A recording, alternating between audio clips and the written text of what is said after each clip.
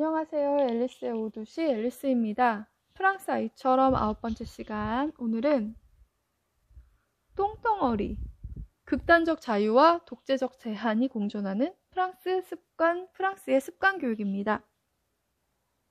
빈이 3살쯤 되었을 때 난생 처음 듣는 말을 쓰기 시작했다. 처음에는 카카붓다라고 하는 줄 알았다. 불교 신자들이 들으면 기분이 상할 수도 있는 말이다. 그러나 얼마 후 그 말이 카카부댕, 똥덩어리라는 걸 알게 되었다. 다른 모든 욕설이 그렇듯 카카부댕의 활용처는 매우 넓다. 비는 친구들과 노느라 기분이 좋을 때도 상관하지 말라는 뜻으로도 이 말을 썼다. 한마디로 만능 말대꾸다. 나, 오늘 어린이집에서 뭐 했어? 빈, 카카부댕, 코웃음을 친다. 나, 브로콜리 더 먹을래? 카카부댕, 신경질적으로 웃는다. 사이먼과 나는 대체 이 말이 무슨 뜻인지 알 수가 없었다. 무례한 걸까? 귀여운 걸까? 화를 내야 할까? 같이 웃어야 할까? 프랑스에서 어린 시절을 보낸 적이 없기에 이 말의 사회적 맥락을 이해할 수 없었다. 그래서 결국 안전한 방법으로 이제 그 말은 그만하라고 했다. 비는 그 말을 계속 쓰되 안 돼, 나쁜 말이야 라는 말을 덧붙이는 선에서 타협했다. 프랑스가 우리 집으로 유입되는 주요 통로는 어린이집이었다. 비는 프랑스 무료 공립 어린이집 에꼴 마테르넬에 들어갔다. 수요일을 제외하고 주 4일 종일반이다. 마테르넬은 의무교육 과정이 아니므로 파트타임으로 다니는 아이들도 있다. 그러나 프랑스의 3세 아이들은 대부분 종일반으로 마테르넬에 다니며 거기서 다들 비슷한 경험을 해나간다. 어린 아이를 프랑스 사람으로 만들어가는 프랑스만의 방식인 셈이다. 마테르넬 덕분에 좀 더 프랑스와 가까워지면서 프랑스 가족들이 얼마나 엄격한 사회 규범을 따르는지도 실감하게 되었다. 빈과 동갑인 아이 엄마 에스테의 집에 초대받았을 때 그녀는 딸아이가 제 방에서 나와 예의 바르게 배웅 인사를 하지 않는다며 크게 화를 냈다. 결국 에스테는 딸아이를 강제로 끌고 나왔다. 오르보아, 이제 겨우 4세인 아이는 공손하게 말했다. 그자 에스테는 마음을 풀었다. 물론 나도 빈에게 마법의 말을 시킨다. 해주세요. 고맙습니다가 그것이다. 하지만 프랑스에선 마법의 말이 4개나 된다. 실플레, 해주세요. 맥시, 고맙습니다. 봉주, 안녕하세요. 오르부아, 안녕히 가세요. 특히 봉주르와 오르부아는 필수다. 봉주르를 배우는 게 프랑스 사람이 되는 기초라는 건 예전에 미처 몰랐다. 어른이 되면 서로에게 봉주르라고 인사하는 게 당연하다. 종종 파리에서 푸대접을 받았다는 관광객들은 10중 8구 봉주르를 건네지 않는 게 틀림없다. 택시를 타거나 식당에서 직원이 테이블로 다가왔을 때 옷가게 직원에게 사이즈를 물어보기 전에 봉주르라고 먼저 말하는 게 필수다. 봉주르는 상대의 인격을 인정하는 것이다. 상대방을 그저 서비스 종사자가 아니라 한 사람의 개인으로 바라본다는 신호다. 다정하면서도 분명한 말투로 봉주르라고 인사한 뒤 상대방의 태도가 눈에 띄게 편안해지는 것을 보면 정말 신기할 정도다. 비록 내가 쓰는 억양이 완전하진 않지만 서로 교양 있는 대면을 하게 될 것이라는 신호다. 미국에서 어린아이가 남의 집을 방문할 때 반드시 인사를 하라고 요구받지 않는다. 부모들끼리 인사를 할 때 그 보호막 아래 슬그머니 숨어 있어도 된다. 나 역시 그런 모습이 거북하지 않다. 아이는 아직 완전한 인간이 아니라고 여기기 때문에 아이에게서까지 인정을 받을 필요를 느끼지 않는다. 아이는 아이들 영역만 있으면 된다. 아이가 얼마나 똑똑한지 부모가 자랑을 늘어놓을 수 있어도 정작 그 아이는 한마디 할 필요가 없다.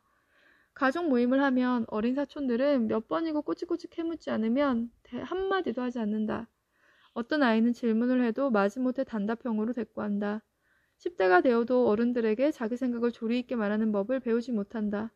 봉주르에 대한 프랑스식 강박은 아이랑 그림자 같은 존재라고 믿지 않는다는 의미다. 인사를 해야 그곳에 존재할 자격이 있다. 내 집에 들어오는 어른이 나를 인정해야 하듯 내 집에 들어오는 아이도 나를 인정해야 한다.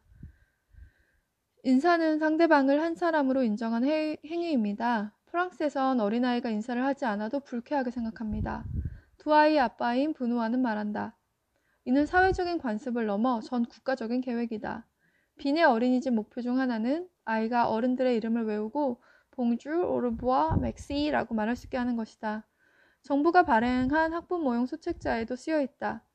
마테르넬의 아이들은 하루를 시작할 때와 마칠 때 선생님에게 인사하기, 질문에 대답하기, 도와준 사람에게 감사의 말 건네기, 말하는 도중에 끼어들지 않기 등을 포함해 교양과 예절을 이해했음을 보여주어야 한다.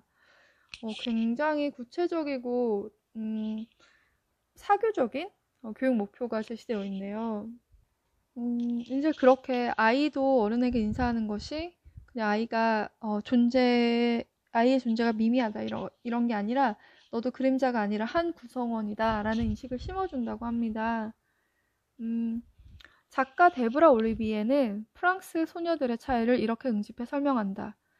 미국 소녀들은 데이지 꽃잎을 떼며 그는 나를 사랑한다, 나를 사랑하지 않는다 라고 말하는 반면 프랑스 소녀들은 그는 나를 조금 사랑한다, 많이 사랑한다, 열정적으로 사랑한다, 미친 듯이 사랑한다, 전혀 사랑하지 않는다 라고 말하면서 애정의 미세한 종류를 인정한다. 프랑스 동화책의 등장인물들은 모순인 속성을 지닐 때가 많다. 완벽한 공주 시리즈에서 주인공 조에는 선물을 열어보고 마음에 들지 않는다고 분명하게 말하는 아이다. 하지만 다음 페이지에선 천연덕스럽게 자리에서 일어나 선물을 준 사람에게 맥시라고 말한다. 미국식이었다면 조에는 지나치게 솔직한 결함을 극복하고 진짜 완벽한 공주가 되었을 것이다. 하지만 프랑스 동화책은 좀 더 현실에 가깝다. 조에는 자신의 성격이 지닌 양면성 때문에 늘 고군분투한다. 이 책은 공주 같은 습관을 가지라고 장려하지만 아이들의 내면에는 베티지에 대한 충동이 있다는 것도 인정한다. 그 베티지는 아까 말한 똥덩어리 있잖아요. 그런 거를 살짝 말하는 어떤 허용되는 말썽 정도라고 합니다. 사세용 동화책에는 유독 벌거숭이나 사랑 이야기가 많이 등장한다. 한 책에는 소년이 어쩌다가 벌거숭이로 학교에 가게 된 이야기가 나온다. 실수로 바지에 슈를 한 남자애와 자기 바지를 남자애에게 빌려주고 대형 손수건으로 치마를 만들어 입은 여자애 사이의 로맨스를 다룬 책도 있다. 이 책들은 어린아이들의 욕망, 부끄러움, 우정, 사랑을 진정 어린 것으로 대한다. 그러니까 프랑스 책은 뭔가 교훈 1세기의 어린이 동화책과는 좀 다른가 봅니다. 그래서 이런 너무 이상적인, 윤리적인 아이의 모습을 강요하지 않는 어느 정도 아이들도 갈등이 있고 모순이 있다라는 걸 인정하는 허용할 수 있는 장난, 베티즈에 대한 개념을 이해하고 이제 이 부부도 카카부생에 대해서 이제 이렇게 해결하기로 했다고 합니다. 사이먼과 나는 카카부생에 대해 자세히 알게 된 후 금지 명령을 해제하기로 결정했다. 빈에게 그 말을 해도 좋지만 너무 많이 해서는 안 된다고 일렀다. 우리는 그 말 뒤에 숨은 철학이 마음에 들었다. 우리도 가끔씩 사용했다. 아이들만을 위한 비속어라니 얼마나 기묘한가, 또 얼마나 프랑스다운가. 프랑스 아이처럼 오늘 9번째 시간 했고요. 오늘은 여기서 인사를 하고 다음 10번째 시간으로 만나겠습니다. 안녕.